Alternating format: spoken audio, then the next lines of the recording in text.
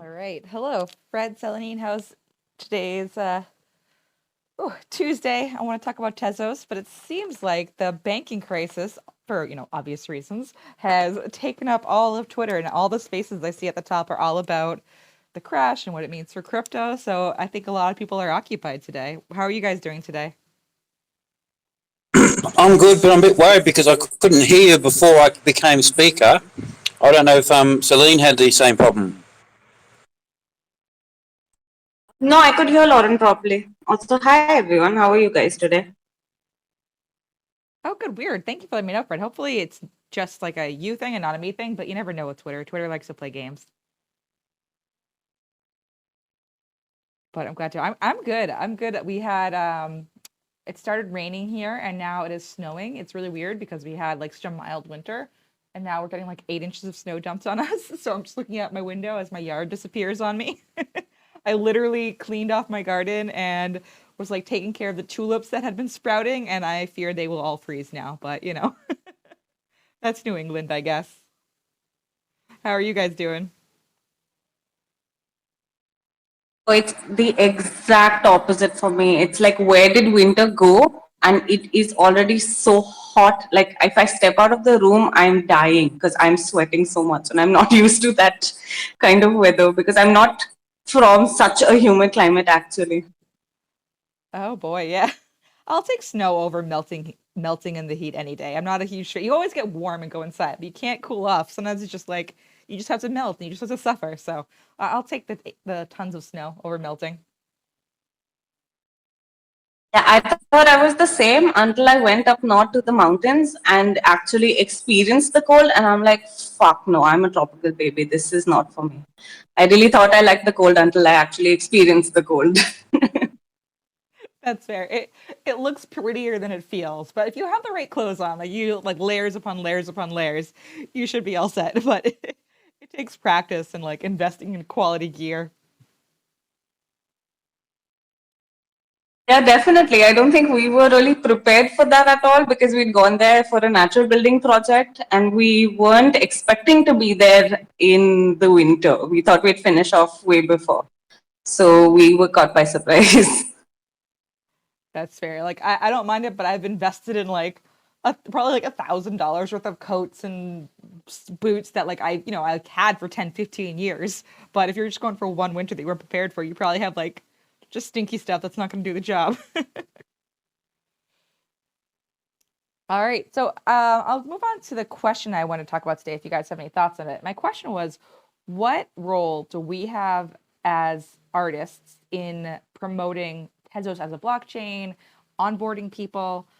Because as the market dipped before, and it's probably going to dip even further. Although Tez is up, it's gone up like 20 cents in the last hour. I don't understand how markets work, but if you want to sell your Tez, it's up to 127 right now.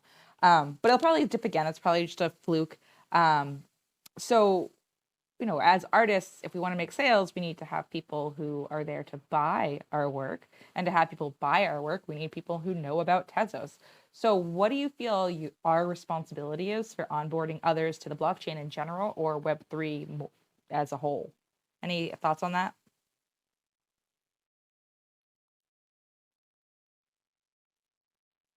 I'm happy to go first, but I believe that we are, as everyone says, we're new to this. So it really is up to us to onboard artists and onboard collectors. I tend to think that we're better off just to onboard artists and concentrate on artists because artists do become collectors. And really, that's what's going to bring the mass adoption because as more artists join, as more variety is available, um, it's just going to increase the spread. If we try and onboard collectors or so-called individuals, it's not really going to it's not at that point there. I think obviously it's good to do that because I talk about NFTs and whoever I can let them understand what I'm doing. I let them understand why I choose Tezos as opposed to the other blockchains. But I think it's just all about education, and I really think now. I mean, this is something that's come up in another thread before. we don't have a platform still until Facebook, Instagram, and all the more and three or the with the NFTs. It's still way too early, you know. So it was 5 years when I first started. It's now getting down to 4 years before we're going to see a lot of people coming on board. So my thing now is really to concentrate on onboarding artists and just having them understand how that works, what they're going to do, and just say to them, you know, we had years and years of Web 2 where artists were not recognised. Someone could get my art, stick it anywhere they wanted to, and I would never know. And I got no recognition, and there was no way of tracing it back to me.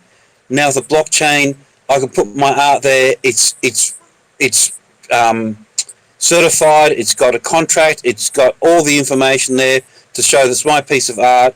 If anyone searches now through any of the search engines, they should now find that that was the first piece of art, the time that art appeared on the internet. It's registered to me.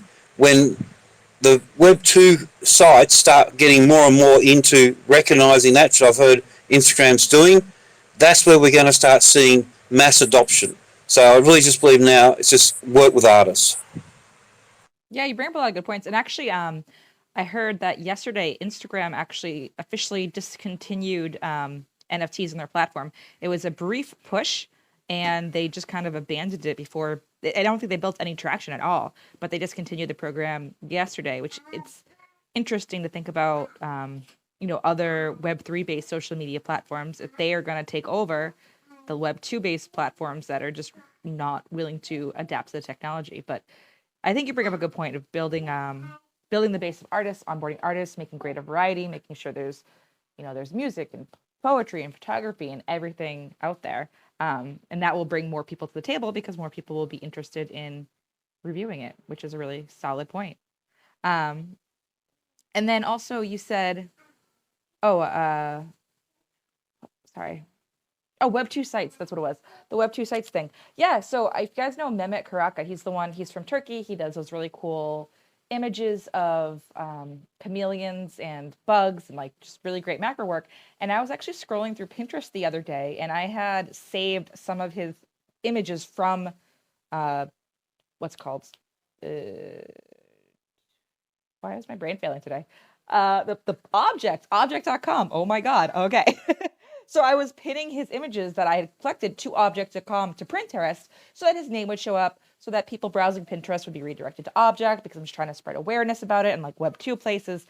And because I did that, Pinterest did an image search, and Pinterest started showing me Mehmet's images, but they weren't credited to him. Like people had randomly, because those images that he shot, I think he shot like 10 years ago, he put on Tumblr or whatever, a million years ago, and I was seeing his chameleons showing up on Pinterest as just like some random person, no way to link back to Mehmet, know his name in any way, and that I know where they came from.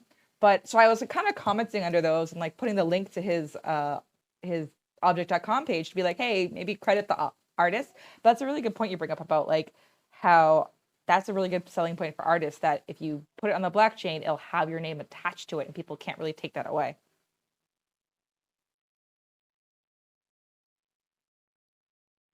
I love what you said about what you're doing. I think that's something where what we as, artists need to do when we start seeing other people's work, we recognise it, to go and say, hey, credit the artists.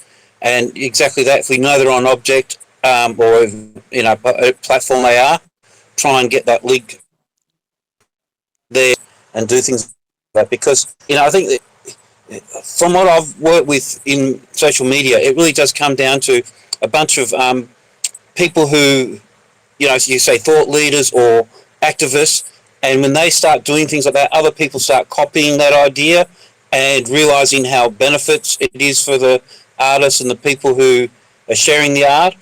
And, you start at ground root things. Like we've seen here when we've started some of the ad hoc events, how they quickly become viral. Things like that behavior is something that we should talk about and encourage. And also be here, share people's work and credit people here and do things like that, because, that's what it's all about, is uplifting everyone because the more noise we make about each other and what goes on, the faster this is going to get an uptake. Yeah, no, you bring up a great point. So, like, I personally believe that it is the artist's responsibility to onboard just the general public, teach them about it, be open about it. And I think a lot of that is taking what we're doing here on Twitter or Discord channels or the minting platforms and doing our best to just kind of leak it out. I know a lot of people have moved to LinkedIn lately, which I think is really cool. A lot of the artists in this our network are on LinkedIn, and they're posting on LinkedIn, and they're using the hashtag Web3. And I think it's important that we as artists do that we don't just focus on our happy Twitter bubble and kind of expand out and post about NFTs and other people's art and what we're doing here on meet people where they're at. People are still on Facebook, people are still on Instagram, and I think it's important that we talk about it in those places as well, so that we can build awareness, because no one's going to do it for us. I'm actually active on Reddit. I'm trying to get the people on Reddit and also work out how to get artists over to Reddit too to help them. So I think we need different champions and different platforms, and we get together across cross pollinate ideas. So and really that's what I said. I think it's the best way to just work as a team here on Twitter.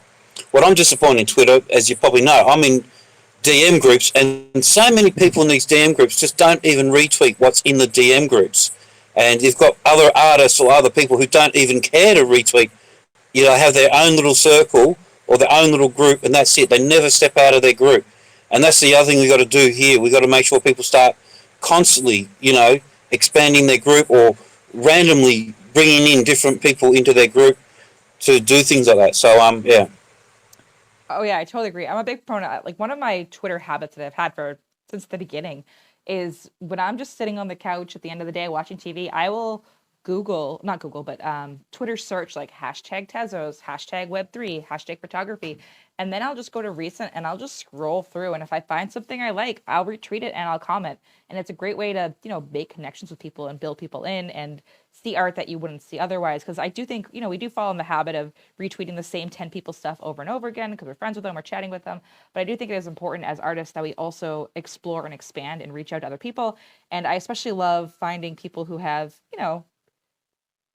they're newer, maybe they have less than 100 followers. I love retweeting their work and then seeing that 100 people liked your retweet and you're giving them exposure. And a lot of us who've been here for a year have the power to do that and really encourage people and give people the chance to jump in. And I think you're right. I think we all have to rise up together because it is so new and it is so early.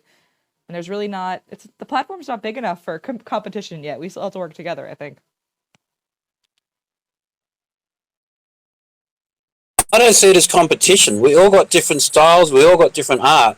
So I got it this way as being, the united front is going to be the way to go. It's just that's the only way, it's going to keep getting traction. Because it's also, again, on a spiritual level, it's about universal consciousness. The more we are thinking about it, the more we are, getting thoughts about it, the more people are going to pick up on our thoughts and think, do that. I mean, I was in a meeting today and there was other people. Two of them knew about NFTs and the other person didn't. And it was quite funny because I really thought that the person who was from Australia would actually know about NFTs, but the Filipinos knew about NFTs and the Australian knew none. So it was quite funny, that. That is funny. I think one thing that doesn't help the efforts to onboard artists who aren't in Web3 yet is I do think the terms is constantly changing. So it definitely, I mean, we all complain jokingly, half jokingly, of how everything moves so quickly. You go on vacation for a week and you missed a year, but I can't imagine how confusing that would be for someone who's just kind of semi-curious, where one day we're posting about NFTs and the next day we're posting hashtag Tezos, and then the next day we're talking about ordinals, and then we're talking about Web3, then we're talking about digital collectibles. I feel like as a culture we need to slow down on the evolution of our language a little bit, because I think it's definitely slowing down the effort to onboard more people, because people might not even realize that NFTs and Web3 and Tezos are all under the same umbrella. They might think they're just completely separate. I don't know. Well, we can thank Meta for the digital collectibles. So luckily they've paused their push for that, and hopefully they'll come back as NFTs. I don't think anyone has ever been. Um, I don't think anyone. I think in our circle really wants to go digital collectibles, but use the word NFTs. And I think that's the branding we should always stick with. But obviously, there's nothing wrong with using the branding of NFTs with digital collectibles and do things like that. But if what you said about Instagram's happening, I believe it might be a temporary thing, only because of the market not picking up the way some, I'd say, how they call it, some VP, pitched it and said, "Oh, it's going to be going off," and of course the numbers are showing that their information was wrong. So they've probably put that on the back burner because developing platforms and working on things costs money, and if there's no revenue coming back the way they had predicted, they'll put it on the back burner. But it's not going to go away. I mean, as we know, we're averaging around 30 billion a year. To give that perspective, the books or the novels and books, electronic and paperback, do about 30 billion a year too. So NFTs, in the short time that it's been around, is already on revenue par with a industry that's been around for hundreds of years. Wow, I had no idea. That's a crazy statistic. Selenine, you had your hand up. What? Oh yeah, I just wanted to talk about the digital collectibles part of it. I don't think we who are already in Web3, especially Web3 Twitter, really get into that. But I think that really took off with Reddit's NFT collection. Because if you go and see, Reddit generally has mainly NFT haters. Like you post an NFT, you'll get mostly shit comments about how like you're fucking up the planet, all of that, all of that, all of that. But they started marketing their NFT collection as digital collectibles, and that took off. Like I think their traded volume was more than OpenSea's on the day of release, something like that. So I think for a lot of it, besides people who are already into NFTs, the entire concept of NFTs is really alien and not something they're very comfortable with because they mainly heard shit from it in the media.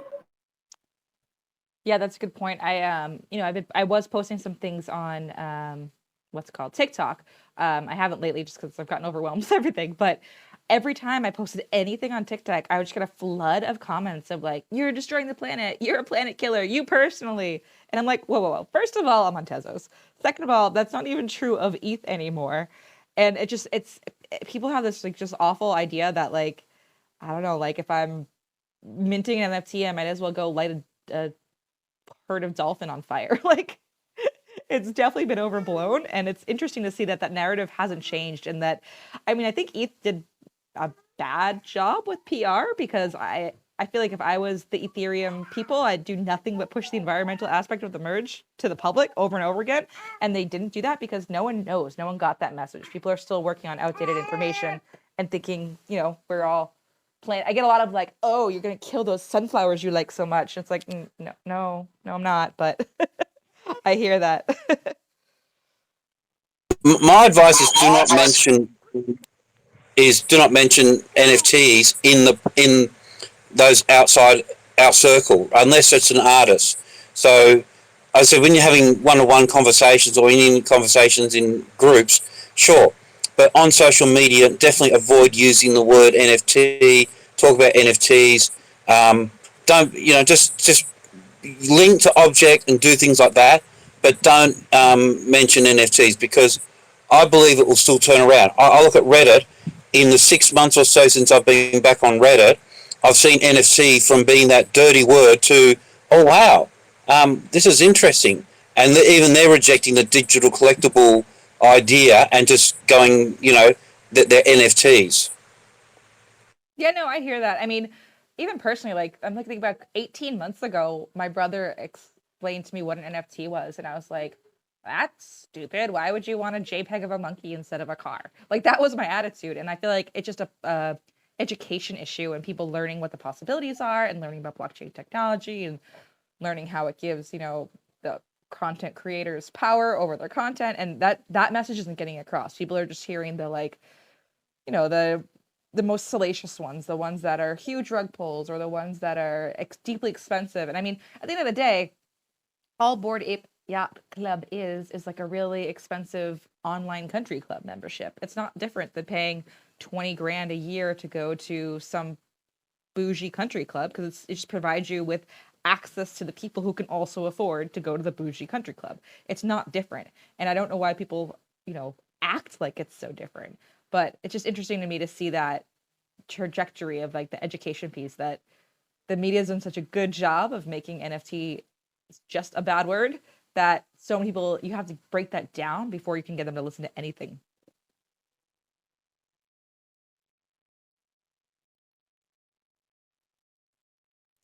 Now, Fred, you mentioned you're back on Reddit. Are you on other specific Reddit channels that you're talking in? Like, I was been on Reddit a couple years ago before Web3, and I hadn't, like, where would you look for? Are you posting art? Are you having these conversations? Where are you going for that?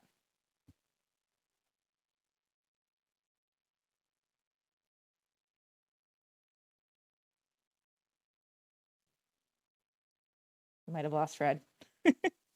Are you there, Fred?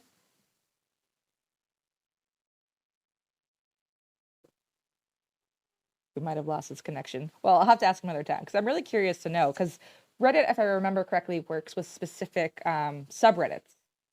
Oh yeah, he's reconnecting. And so the question is, are there subreddits that we as artists should be looking at to meet other artists, to expand our network? Because I think it's important that we always look to expand our network and our reach across different platforms, just because, Twitter is fickle, and Twitter alone you can't put all our eggs in the Twitter basket, because Twitter will one day turn off spaces for the entire day just because they feel like it, or take away moments or things we build upon. So I think it's important to be spread out as many places as possible.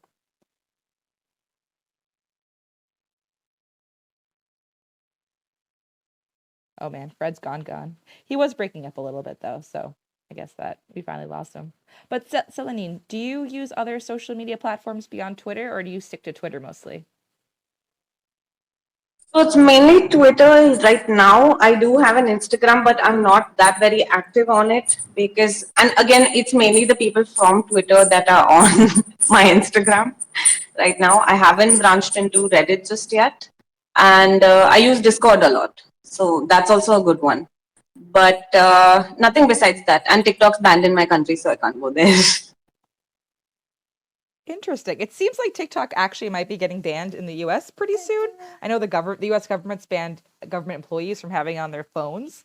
So I kind of like heard that. I'm like, I'm just gonna stop putting any energy into this, because, I'll make reels for Instagram instead, because I don't know, I don't want to put all this energy into a platform that people are trying to shut down, I guess. But yeah, so I'm active on, well, active is a strong word, Twitter, Instagram, Facebook, and LinkedIn. But Twitter's the only one I'm actually active on. The rest, I just use an app to basically post whatever I'm posting on Twitter on the other apps, just to have a presence there. But I don't get much engagement, and I don't really spend any time on those apps.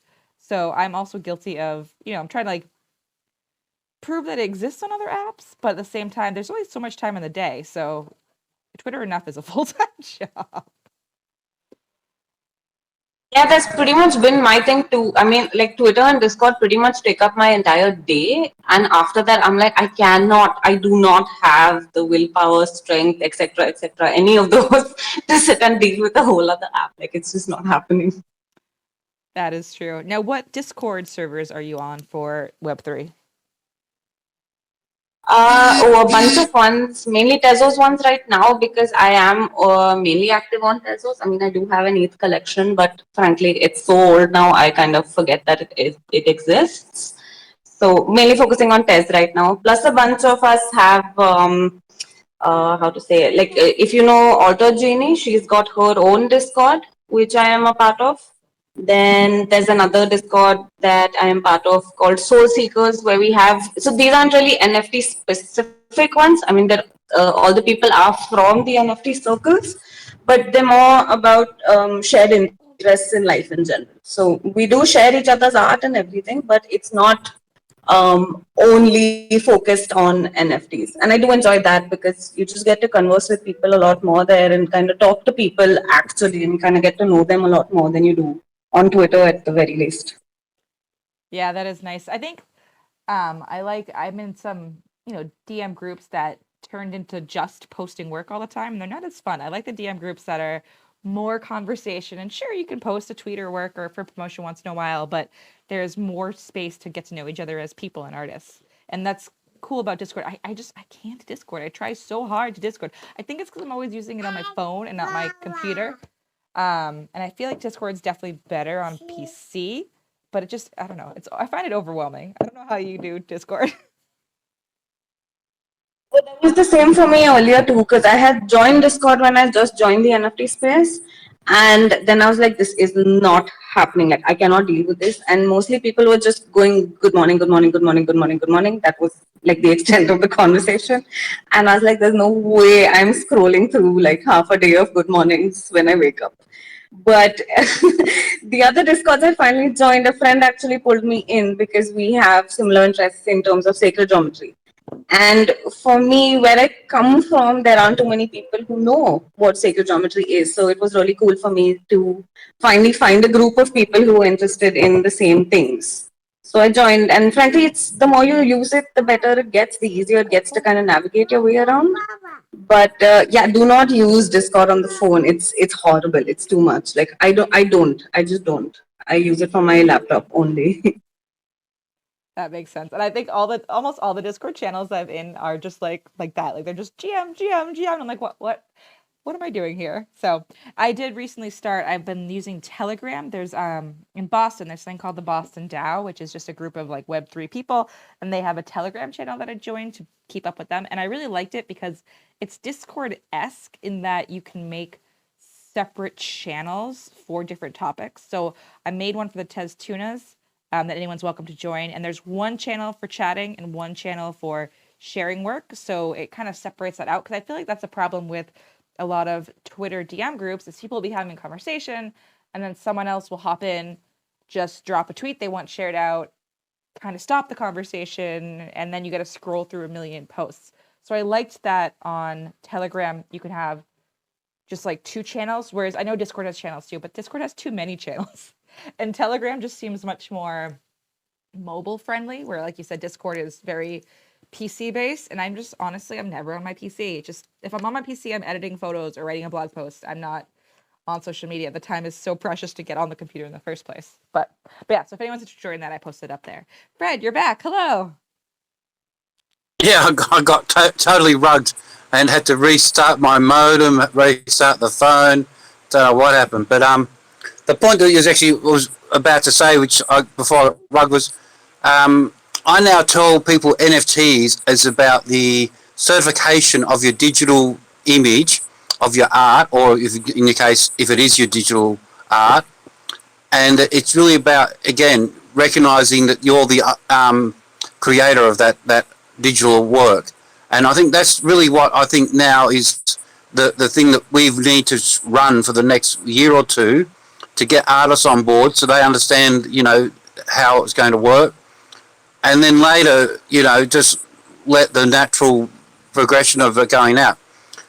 I keep trying to tell people that what we had 2 years ago during the pandemic was a one-off. We had all these 2 years of people being locked up in houses, not being able to do anything, getting online. We had America handing out billions of dollars to people that were sitting around and they were investing it and putting it in the market. We also had the other part of the storm where we had drug cartels laundering money through cryptocurrency and all the rest of it. So what happened back those years is also again what we got to outlive, because once people forget about all that, the NFT and the blockchains will get a better reputation. But so going back to that happened once. That will not happen again. We will have booms and we'll have pickups like we will see in natural markets. But we're never going to see the suddenness that we saw a couple of years ago. And that's what people I find that hang around now keep saying, the next, bull run or next bull, I go, it ain't going to happen. If you're hanging around for the next bull run, then you're in it for the wrong reason. If you're here because you love creating art and you've seen the way Web 2 has stripped artists of their power, then you're here for the right reason, because that's, what it's really about is saying to artists is now, you put your thing on the blockchain, it's the first time that image appears, either in your Twitter or on the blockchain, then you will be recognized for what you're creating. Yeah, that's a really interesting point. And I think you're right. I think that, the idea that you could just sell out your collection in a day as a nobody, that's not going to happen again. It's the market's, the market crash and it'll get better, but it'll level out to a more reasonable level. I think you're absolutely right about that.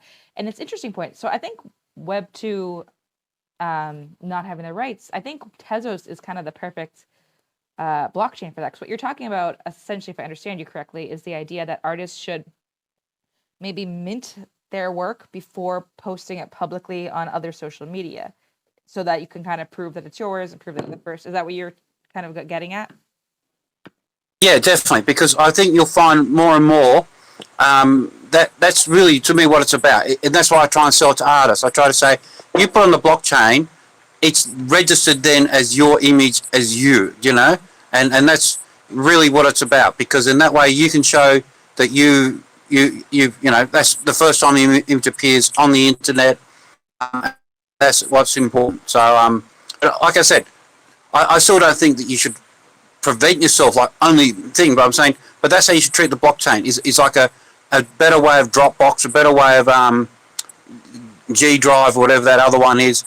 It's a public version where you can put your art there and you can certify it and say, this is my art, this is when I created it, this is when it's, whatever the description you want about it. And that's how we should just really look at it at the moment. Because I said, the market we hear people talk about, and what goes on is what I find people are still trying to get into those sort of groups, or those people who are still throwing around the same money, buying each other's art and doing stuff like that, because they're trying to live in the past of what 2 years was going to happen, thinking it's going to suddenly boom up again.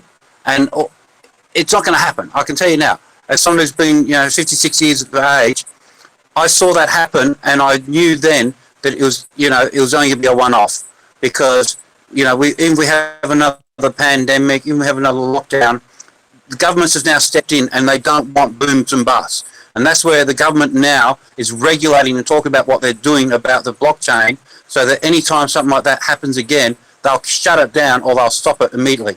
I mean, the first thing they did was shut down the mixers, so that none of these drug cartels could put their money into the blockchain and move their money around and get their money out and not have it traceable. All that stuff's been shut down. And in the future, anything else like this sort of others art, if that becomes a boom, you'll see the government step in. Makes sense. I think it's interesting because what you're saying to me kind of triggered a memory of, in middle school, an author came to talk to my school, and I had a clear memory of them being like, when you finish your book, before you send it to anyone else, you need to first print the whole book, send a certified copy to yourself with the postmark, and never open it. And that way, if anyone tries to steal it from you, you can prove that it's yours. And so basically, that you're talking about like Tezos minting as a way of doing that nowadays, where like you, instead of using the postmark as the like poor man's copyright, you're basically using the blockchain stamp to prove that it's yours and prove that you had it first. What? Yeah, and this is what I say to you as a photographer. You should encourage anyone who takes photos. You say, put your photos on the blockchain. You don't know if your holiday snaps one day will be worth something or be used somewhere else. And if you put on the blockchain, it costs you a cent or nothing, almost nothing, to put it there. And then, of course, it's then public with your description, with your ID, with everything.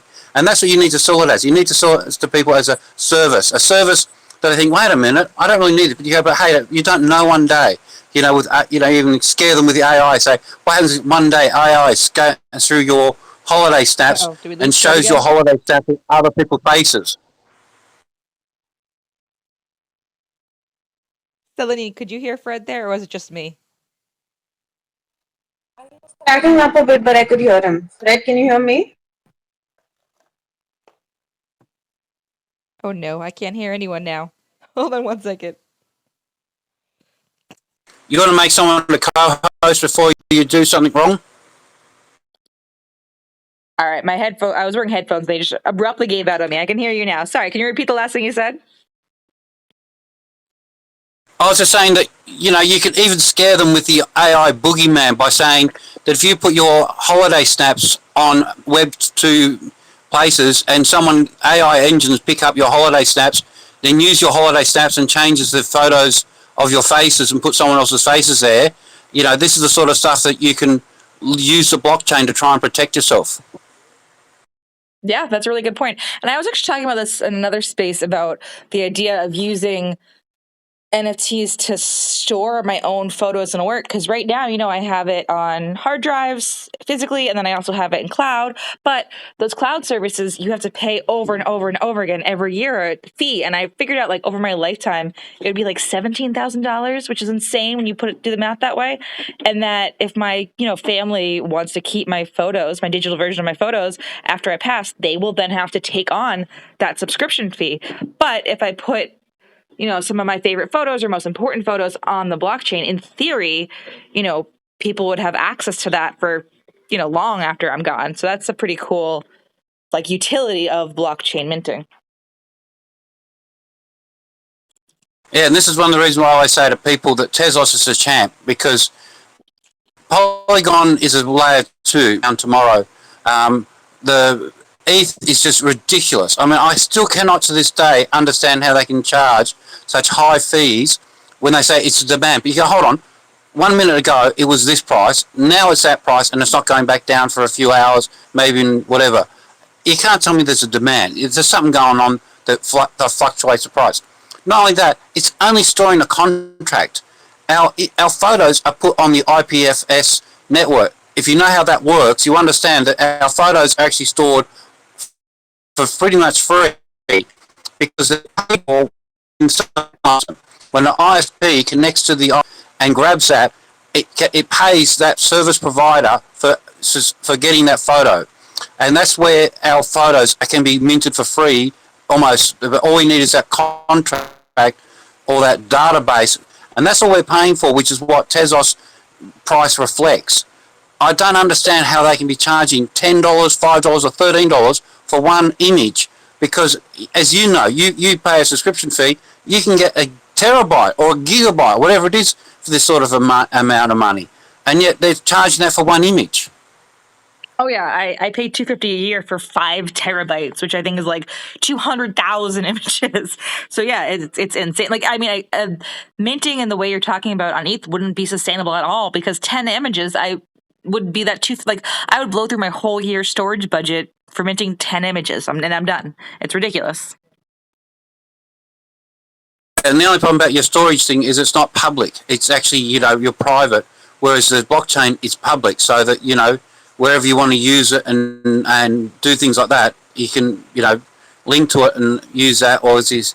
So yeah, but as I said, I'm a techo guy. That's why I have a very different perspective about all this, because as soon as I saw the technology, that's when I went, oh, this is awesome. Okay, this is what we've been needing for the last 10 years.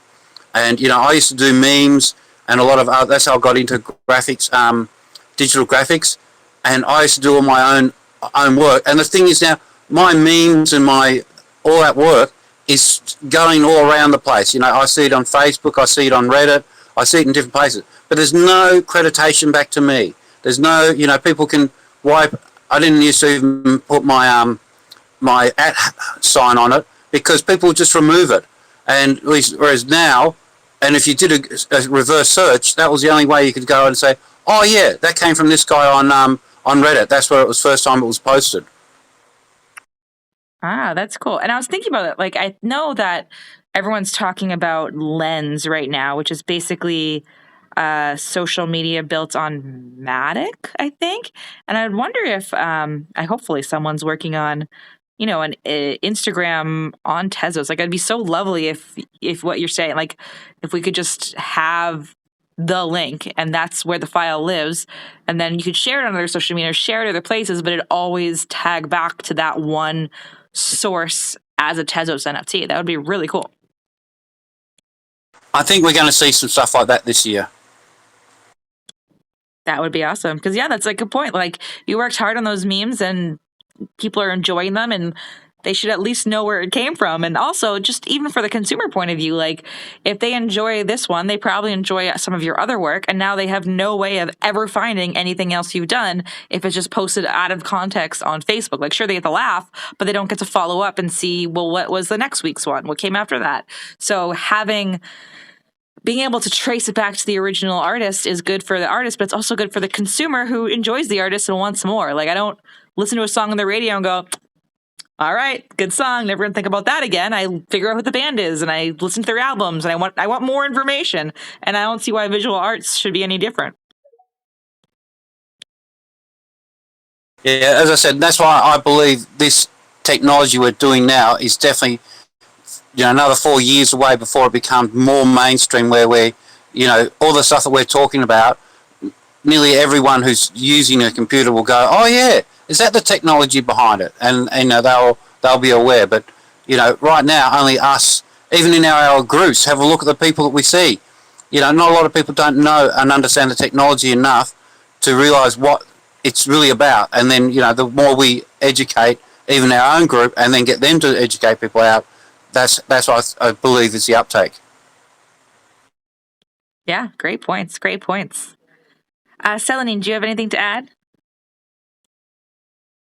I don't have anything to add, but I do have a question if you guys don't mind.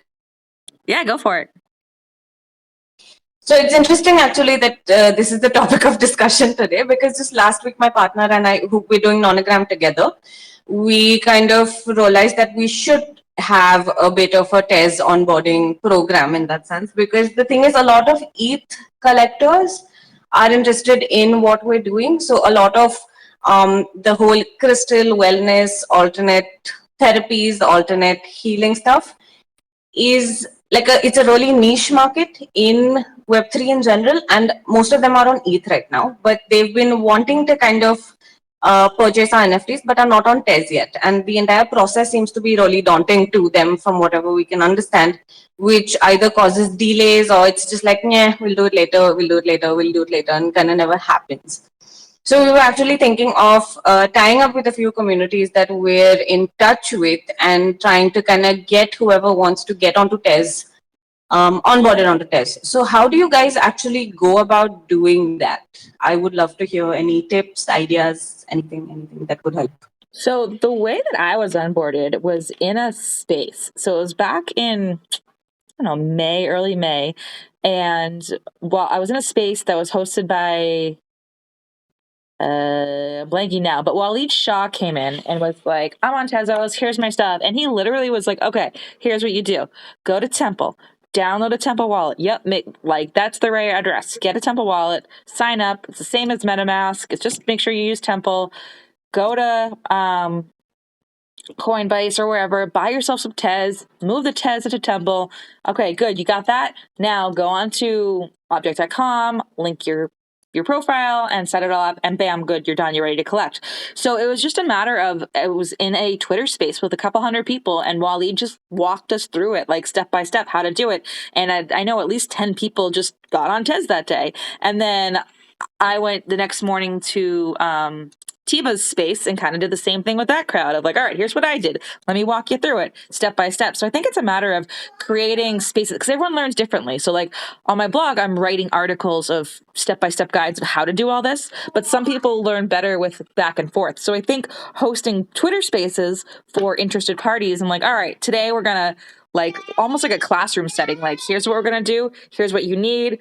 We'll double check. I think Waleed posted the Temple link to the Jumbotron, so we all knew it was the right one and wasn't like a rug pull. So I think it's a matter of just slowing down and taking the time to just literally walk people through it. And I think Twitter Spaces are a great place to do that. I personally am doing it, the writing version of it, just because I'm trying to build a catalog of guides. But I think Twitter Spaces for onboarding would be very helpful. Thank you. That was kind of... sorry, Fred, go for it. I just posted a link to the Nan app. I'd recommend people start looking at that, because they're definitely going further with just wallets and things. I'll look into that. The non-wallet. The hard thing is, here's my question I don't understand. Can you switch between wallet providers? Like my .tez name is in my Temple wallet. I'm happy with Temple. I don't want to switch, but you never know what's going to happen in a couple of years. So like my .tez name is in Temple.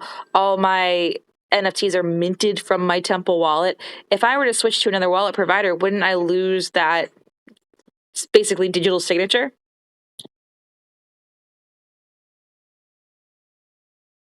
It's just another one. Hold on. I'm eating at the moment. That makes sense, yeah. So I guess you could have your original wallet, whatever you picked first, could be your wallet that you mint everything from, and then you could just have other wallets that you prefer for collecting. I guess there's no harm in that. That's a good point. Yeah, I haven't got the Nan app yet, but I would say that's what it's going to be because, I do run two wallets. One of them is under a Gmail account and one's under my Twitter account. And the Gmail account is the one that I use for anything I want to store. But I'm going to look at using Nan as a similar thing where I have it as my Gmail account. So that will be one where I'll just use more of a storage. So I'll keep the trading one separate and start moving all my NFTs I've collected over to either the Nan or the Gmail one. And that's why I've been waiting for the Nan app for me to get onto that so I can decide which one is my preferred one to swap everything over to. And plus I'm looking for a utility or a tool that can move over bulk because I've got so many that I've collected. That makes a lot of sense. But yeah, so Selenine, I think it's all things Web3. There aren't enough resources yet. If I don't know how to do something, I look it up on YouTube, and there aren't enough resources for that yet for Tezos in particular. So I think that gets back to the original question of our artists responsible for onboarding. And I think, yes, we are. And I think it's our responsibility to share what we know and however we're best. So if it's posting on Twitter Space, great. If it's having a private conversation with someone, great. If it's writing, great. But I think it is our responsibility to kind of create those guides and tutorials and how to and teach people and show people, because it is intimidating. And especially when, security fears aren't unfounded. We hear about people in the know, like look at NFT God and people who are crypto all day. They still get their wallets hacked. They still click the wrong link. So if people like us who are obsessed can lose everything by clicking the wrong thing, it's intimidating people who don't have the time or energy or interest to be as obsessed. So I think just slowing down and helping walk people through is probably at this point the best bet. Yeah, thank you. That was my idea. I don't think I'm ready to start doing video content yet. I am extremely camera shy, so we'll tackle that later. But I was thinking of having a bunch of Twitter spaces where we do walk people through this, but also having like one place where all the information is kind of available. Because I remember when I started this collection, I had a bit of a hard time looking for how to, say for example, make split sales. It took me a while, and Cabline's got really nice information, but I don't mean any offense, but it's quite disorganized. So it took me a while to actually look through and find what I needed to find. So I was thinking of, explain it to a 10-year-old that keep it that simple, literally just step by step, because that's how I like kind of learning too, especially when it comes to something like this that can potentially be daunting initially. Yeah, no, I exactly. I feel the same way. Like Joanne's doing that wonderful Women of Vision collection right now, and people kept being like, "Oh, well, how do you do it? How do you do it? How do you join?" So when I added my piece, I just took screenshots and then I wrote up a step-by-step tutorial. So that way, if someone asks a question, you can just, here you go, here's a link. I did it for you. Like I did it. This is what I did, follow it through. Because that information is there on the object website, but it is hard to find. It's hard to find specific questions, and it's not detailed enough, I find. I found if you ask how to do something, it'll be like 10 bullets and that's it. And there's no examples. It's not robust enough for my learning style, at least. And I'm sure that's true of other people. Yeah, I totally agree with that. One thought I just had was like Tez Tunas. I remember when I first joined them, or you guys, was I was dropping screenshots to help people to see what was the features were in object and what to do, things like that. And that's why I still believe too that just use the tools that we got with us now. So create communities or DM groups that are topic specific, and when people come in, you got the people in there, educate them in mass when you can about those type of things. So when I start using this NAN app, I'll definitely be telling people in the groups that I'm in what I did and how I go about it and what's going on, and things like, as I said, when I find out a way to bulk move my collection, I'm going to drop those things to people so that people can see it. Obviously, create tweets, threads, and things like that to also do that, because. But yeah, I also like what Lauren's doing with the blog and stuff like that, because it's good to be able to point people to resources. And if Lauren's known for that now, she tweets about the blog nearly every day. These are things which if you're known to do, people will come to you. Yeah, agreed. I really like your blogs. They're very easy to read, easy to understand, simplified, straightforward. I really enjoy reading them. Thank you. Yeah, I mean, I'm a middle school guidance counselor and teacher, so that's what I'm kind of what Fred was saying, like what you were saying too, is try to, how would I explain this so my students could do it? Because people just, that's where our time's at. We're all strapped for time. Like, yeah, we're all more educated than the average 10-year-old, but the average 10-year-old has a lot more free time than we do. So I think simplifying and cutting things to the chase is really important because again, like, we're obsessed, we're weird, we're nerds, we're into crypto art and do it all day. But the average person might just be like, oh, it's a pretty picture. Sure, I'll collect that. And they don't want to have to take like a 3-week long course to know how to they're like, can I just give you money? Like, just take my $20. Come on. So I think trying to be as simple as possible, because people are busy, and at the end of the day, people, if they can't do it quickly and easily, they're going to just move on. So I think it is up to us to build those resources. But anyway, we are coming up on the hour, and I need to try to get the baby to sleep, because daylight savings is murder, and daylight savings with the kids is double murder. So do you guys have any final thoughts before we close out today?